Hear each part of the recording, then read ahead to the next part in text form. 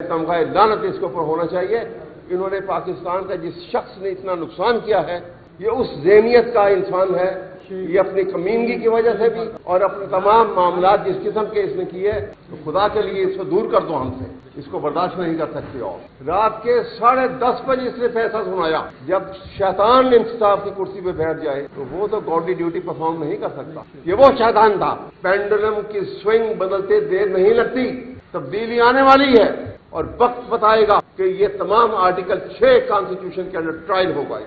आज यौम निजात एक ऐसे शख्स से जिसके आने पे ख्याल था कि खुशबू से ये गुलशन महक जाएगा, लेकिन आज जब से वो जा रहा है तो उसकी बदबू से ये आलम है कि हम तमाम पूरी कौम यौम निजात मना रहे। तो खुदा के लिए इसको दूर कर दो हमसे, इसको बर्दाश्त नहीं कर सकते। और मैं आपको सिर्फ ये बताना चाहता हूं कि देखिए ये कितना अहम इसने रोल अदा किया है उनके नुक्ता नजर से, जो पाकिस्तान के आइन की खिलाफ वर्जी करते हुए पार्लियामेंट में आए।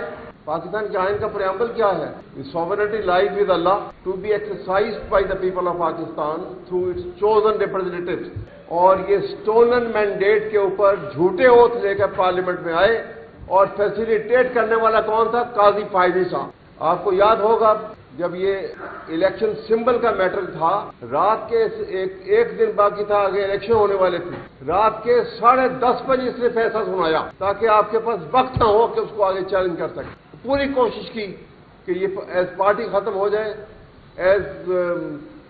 एज लीडर इसकी कोई पहचान न रहे पाकिस्तान में। लेकिन मैन प्रपोजेस गॉड डिस्पोजेस, अल्लाह को और मंजूर था। मैं और उसके बाद आपको बताऊं, किसी सूरत ये कॉन्स्टिट्यूशन अमेंडमेंट जो आई हैं ये कामयाब नहीं हो सकती थी, ना 2/3 मेजॉरिटी इनके पास कभी आ सकती थी। उसके लिए काजी ने उनको ये एक प्रपोजल दी कि पहले जो प्रैक्टिस एंड प्रोसीजर बिल के अंदर जो आपने तब्दीली की थी, एक्ट लेकर आए थे, वो इसी के कहने पर लेकर आए थे। अब उसने कहा कि मैं इनएक्टिव हो गया हूं क्योंकि मेरे साथ जो 2 सीनियर मोस्ट जज साहबान हैं वो इंसाफ और कानून की बात करते हैं और लिहाजा मैं उनके साथ नहीं चल सकता।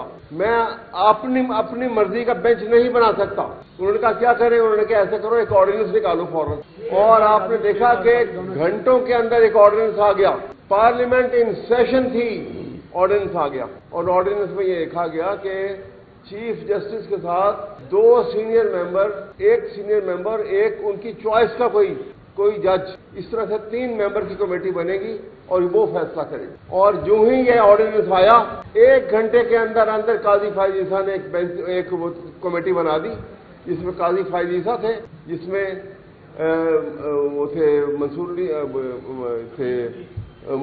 अली शाह थे और अमीनुद्दीन खान साहब थे। आप अंदाजा लगाइए, अमीनुद्दीन खान साहब ने, जस्टिस मंसूर अली शाह साहब ने असूल की बुनियाद के ऊपर इत्तफाक नहीं किया। उन्होंने कहा कि मैं कमेटी में नहीं बैठूंगा क्योंकि आपने कोई रीजन नहीं दिया। एक सीनियर जज के मुताबिक उनको निकाल रहे हैं यहाँ, जैसे मुनीब अख्तर साहब। और फिर आपने देखा कि 2 जजेस ने इन बिल्कुल गैर आईनी और गैर कानूनी वो कमेटी 2 मेंबर्स के ऊपर मुश्तमिल नहीं हो सकती थी।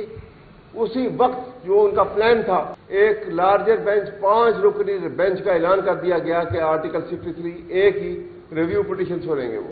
और इस रिव्यू पिटीशन के साथ प्लान था कि फ्लड गेट जो है, करप्शन का फ्लड गेट खोल दिया जाएगा इस रिव्यू पिटीशन को मंजूर करके। और वही हुआ, आपने देखा वो खोला गया। और उसके बाद आपने देखा कि किस तरह से एमएनएस को किस तरह से मेंबर पार्लियामेंट्स को और किस तरह से सेनेटर्स को उठा के हिरासा किया गया और उनको कहां का किन हालात में रखा गया और कस्टडी में उनको पूरी कंट्रोल में उनको लेकर आए। और जिसका आपने मेंडल साहब का भी एहतजाज देखा और उनके 2 मेंबरान जो थे सेनेटर्स, उनको कैसे लेकर आए। तो ये जिस अंदाज में ये सब कुछ हुआ है, ये it amounts to subversion of the constitution of Pakistan, जिसकी एक और बहुत बड़ी वजह पाकिस्तान का आइन जो है वो इंडिपेंडेंस ऑफ जुडिशरी, इसका बुनियादी ढांचा है ये, इससे मुनहरिफ नहीं हो सकते आप। और ये तमाम काम को सर अंजाम देने के लिए ये शख्स जिसको कहते हैं कि जब जज इंसाफ की कुर्सी पे बैठता है तो वो गॉडली ड्यूटी, तो परफॉर्म करता है, लेकिन जब शैतान इंसाफ की कुर्सी पे बैठ जाए तो वो तो गॉडली ड्यूटी परफॉर्म नहीं कर सकता। ये वो शैतान था। मैं आपके सामने सिर्फ इतना अर्ज करूंगा कि आज हम कमजोर हैं, लेकिन पेंडुलम की स्विंग बदलते देर नहीं लगती, तब्दीली आने वाली है। और ये तब्दीली जो है ये तमाम काजी फाइज ईसा समेत तमाम उन लोगों को जिन्होंने पाकिस्तान के आइन को सबवर्ट करने का इर्तिकाब किया है, अटेम्प्ट की है और इर्तिकाब किया, उन सबको एक लाइन में खड़ा करेंगे और वक्त बताएगा कि ये तमाम आर्टिकल 6 कॉन्स्टिट्यूशन के अंदर ट्रायल होगा और दुनिया देखेगी, तब पाकिस्तान एक पुरसुकून पाकिस्तान होगा।